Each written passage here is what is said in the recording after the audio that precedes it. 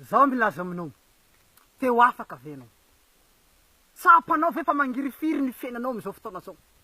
Mahatsapa fijaliana ve ianao? Tsapanao ve fa manaintaina ianao am'izao fotoana zao? Indrindra fa ampahorin'ireo mpanao politika. Jereo fotsiny, impiry zao ny fitsarana ny grevy. Impiry ny piasan'ny fonja ny grevy. Ny grefé ny grevy. Ny piasam-panjakana, ny dokotera sy ny ramose, ny mpampianatra ny grevy.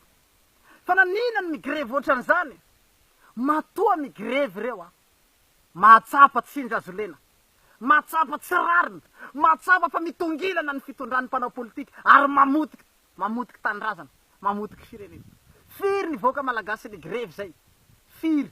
Reny fotsiny eny tokony hahatonga sainatsika hoe matoa ny vahoaka migrevy, mahatsapa fa tena fa tsy rarina zavatra misy eo amin'ny fiainana.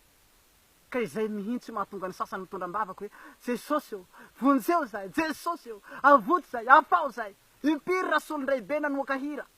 Efa tazako ny famonjena. Tanao, irazadely nisy raha iseho mahagaga.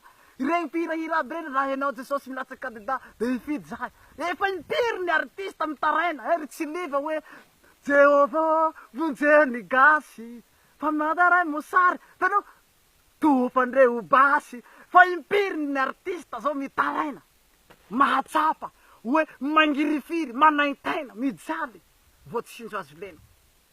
Fa tsisy azo atao.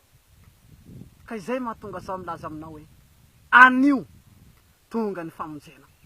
Tonga eto Madagasikara ny famonjena Ralasanabavy.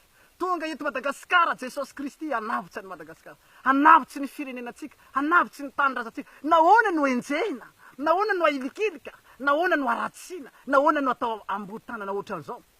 Tianao Jesosy, tia hanavitsy tsika izy.